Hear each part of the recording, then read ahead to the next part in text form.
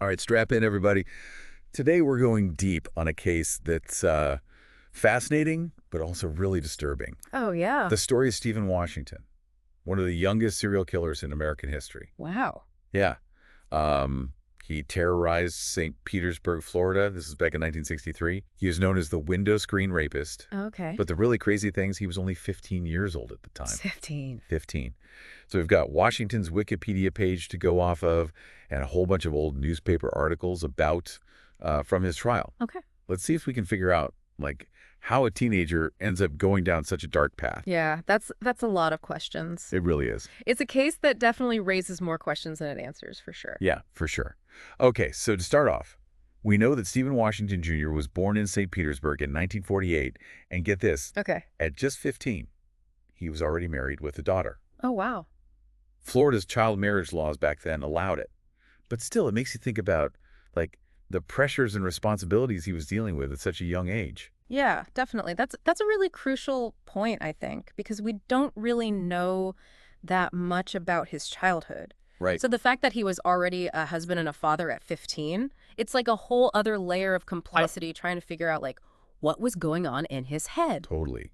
And, it makes the lack of information about his upbringing even more frustrating. Like, was there something in his early life? Yeah. Some kind of trauma or something unstable, something that maybe pushed him towards this. Right. It's a question that always comes up when you see juvenile offenders who commit these really extreme acts of violence. Absolutely. Yeah. People just want to focus on, like, how awful the crimes are, but it's like, well, we got to understand, like, what causes this. Yeah. Especially with kids, it's never just one thing, Right. Like individual stuff, family stuff, Yeah. societal influences. Everything, yeah. Okay, so let's get into the actual crimes. In August of 63, Washington did his first 2 attacks. Both of them were home invasions, and they both involved sexual assault and battery.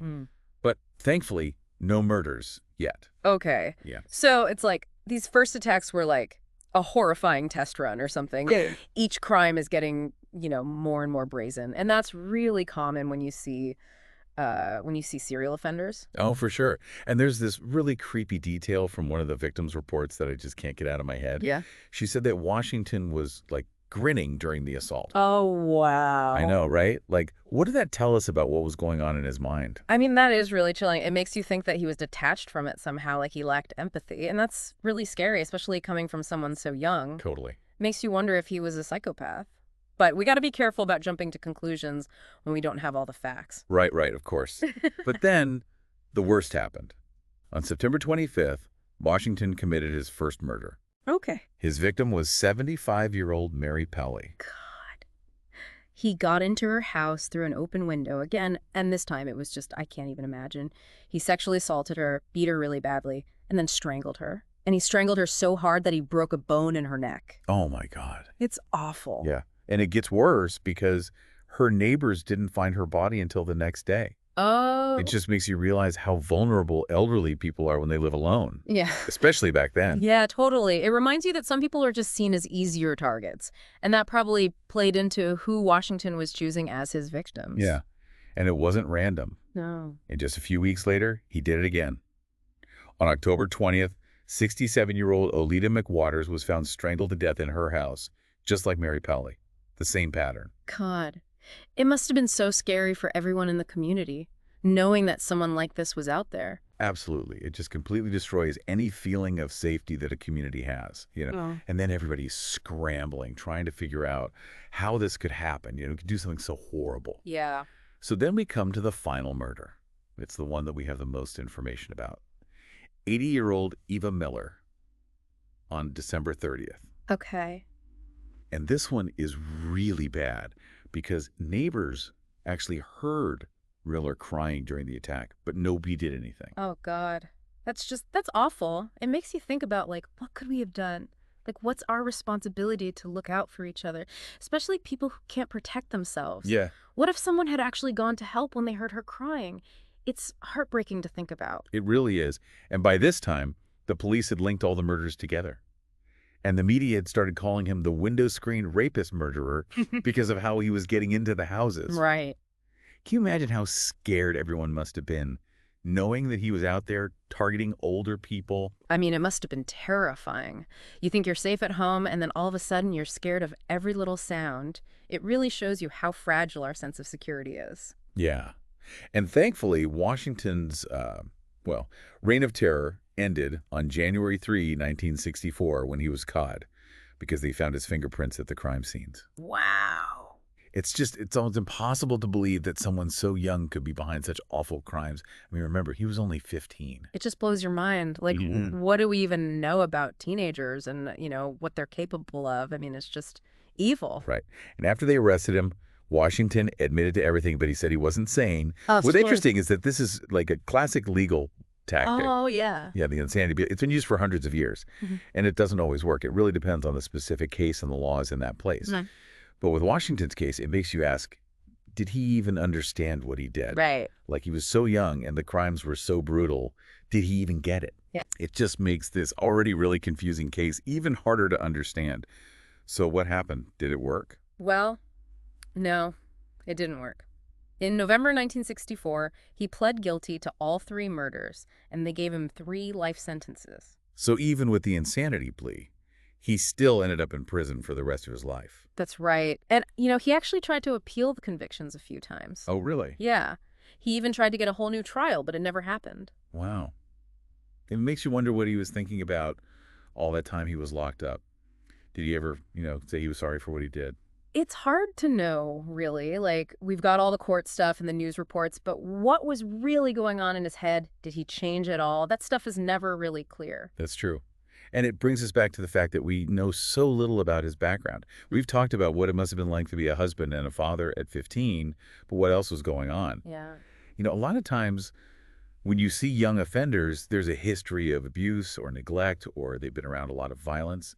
Could that be true for him too? It's definitely possible. And this is where things get interesting from a psychological point of view. When you look at all the research on, like, juvenile serial killers, there are some things that pop up a lot. Okay. Like, a lot of times they've had really bad things happen to them, like serious trauma, or their families are messed up.